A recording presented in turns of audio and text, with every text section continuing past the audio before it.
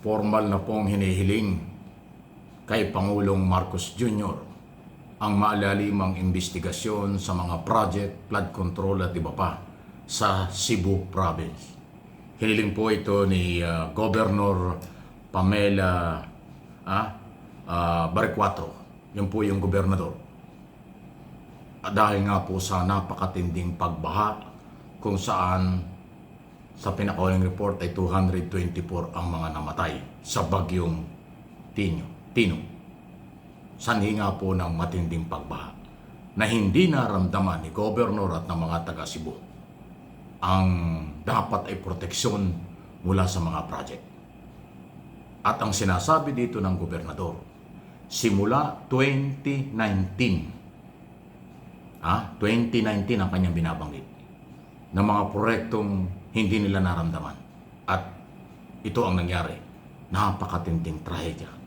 Kaya ang gusto ng ating gobernadora ng Cebu ay si Pangulong Marcos mismo ang umaksyon, mag-utos ng investigasyon sa Independent Commission for Infrastructure o anumang ahensya ng gobyerno dahil talaga pong napakatindi ng nangyari sa kanya.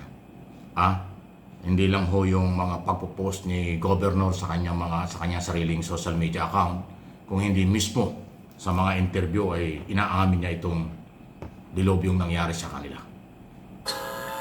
You know, you began to ask the question kung bakit grabe yung flash floods dito. Ayan. When we have 26.600 billion for flood control projects. So, yun lang naman sa akin. I begin to ask question, bakit ganun? 26.6 plus 600 plus billion yung dito, flood control funds. And yet, ito yung nangyayari sa amin. Oo. Yan. So, yan Hindi ho natin masisisi. Tama lang po yung pagsasalita, pagpo-post sa social media, interview sa mga traditional media ng isang gobernador, ang ina ng lalawigan ng Cebu, na matindi po ang pinsala. Magkasunod kasi yan Okay? Yung una, nung buwan ng Oktubre, ay napakalakas na earthquake. Pagkatapos nitong November, ay ito nga po. Super typhoon na si Tino at maraming buhay na wala tulad na nabanggit ko. So bakit nga po nangyari yun? Yung bang flood control ay nasira sa earthquake? Kaya hindi na kaya ang matinding pagbaha? O talaga lang sobra po ang pagkasira ng mga kabundukan sa probinsya ng Cebu dahil sa mga illegal mining, legal mining, quarrying at kung ano-ano pa na pagsira sa kalikasan? Ay hindi na babalik yung buhay ng mga nawala, ari-arian, sasakyan, bahay na lumubog. Napakatindi at mga negosyong nawasak nitong typhoon na ito. Kaya suportahan po natin at ako sinusuportahan ko at pinapanawagan din natin, sana magkaroon talaga ng team na itatalaga si Pangulong Marcos na masinsina ng investigasyon dito. So 2019 hanggang 2025. Okay? Ibig sabihin yung 3 taon ng Duterte administration, 3 taon ng Marcos administration ang nagkaroon ng project sa Cebu. Yun ang dapat daw malaman. Saan napunta? 26 billion pesos. Wow, laking pera Probinsya pa lang ho yan ng Cebu. Ang mga taga Cebu ay mayamang probinsya, number 1 sa buong Pilipinas. Ang pinakamayaman at na-develop ang Cebu, pero nasira ng kalamidad. Sila po number 1 sa mga survey. Dahil na matindi ang development, matindi ang business, kaunlaran na Cebu. Pero dalawang magkasunod na trahedya ang nangyari at pinakamatindi nga itong super typhoon. At dahil dyan, abay dapat nga lang alamin, saan napunta ang 26 billion pesos sa flood control program? 2019 to 2025. Ayan kaya dinidiin natin, yun ang gusto niya. Baka sabihin ng iba dyan, nababanggit na naman ang karaang gobyerno, wala tayong magagawa. Kahit anong gawin yung pagtatakip, ang katotohanan ay naglulumiyan. Ang katotohanan ay lutang na lutang. Kailan ginawa ang project at anong nangyari sa project. Na-wash out So talaga kung matindi. Hopefully, ang Pangulo ay kaagad-agad action dito. Actually, ang request ng ng mga taga Cebu, sana bumalik ulit si Pangulong Marcos sa Cebu.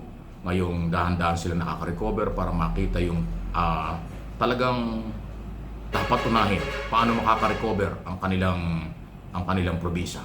Kasi nung magpunta ron, katatapos lang yung matinding flooding, pagbaha.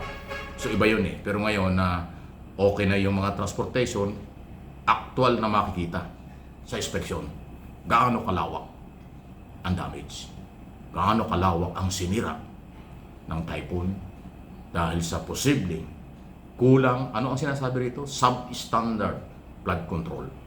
Sana walang ghost project. Pero substandard. Pagka po kasi substandard, kurakot yan. Kasi kung halimbawa 100 milyon ang pondo para sa isang project, tapos tinipid dahil maraming kurakot, baka 50% to 60% na lang ang ginamit. O edi ang laki ng nawalang pera. Pag tinipid ang project, ampaw yan. Walang quality. Bagsak sa quality. Sa international standard, national standard, sa mga project, pag tinipid dahil kurakot, bagsak talaga. Walang matibay na project pag may kurakot. Kasi titipirin ang pondo at pagkakasiyahin ng kontraktor base sa kung magkano ang natira matapos partihin. Mayroong komisyon ng mayor, may komisyon ng governor, kung national project naman, may komisyon ang district engineer, may kontraktor, okay? May politikong national, may politikong local. Kaya kayong mga local politician dyan sa Cebu, hindi kayo ligtas dito. Lalo na yung mga congressman. Yung maaaring proponent ng mga project. Lahat namang probinsya, ang kadalasang proponent ng mga project ay congressman o senador. Pag galing sa national budget, ang paghuhugutan ng proyekto. Ganun talaga yun. Ang magiging proponent lang ng governor at mayor ay yung local project. O kung meron silang national project, nakalambing, naka-request sila ng budget sa gobyerno national. Pero dadaan pa rin yan sa mga congressman. Yan ang yung pinag-aawayan ng governor at mayor at ng congressman pag hindi magkakapartido.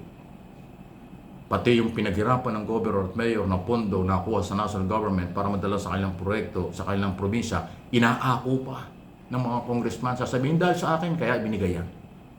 Ganyan. Pag walang sabit, inaako lahat ng congressman yan at ng senador na kanya. Pag sumabit, wala daw silang alam. Local project. Ganyan ang nangyari doon sa Mindoro. Di ba sinabi ni Ping Lacson yan? Inako ng congressman yung mga project. Poging-pogi yung dating niya sa mga kanyang distrito dahil inako niya, kanya raw lahat ng project na yan. Pero nung sumabit na, sumablay na, may anomalya na, wala daw siyang kinalaman. Local project. 10 lang yun at yun ay nangyayari Luzon, Visayas, Mindanao. Kaya nga tama yung panawagan ni Governor Pamela, Bare 4, ang Pangulo ang kanyang pwedeng lapitan lang para isagawa ang seryoso, malalim na investigasyon. 6 na taon na. 3 taon sa Duterte, 3 taon sa Marcos administration, substandard because of kurakot. Grabe.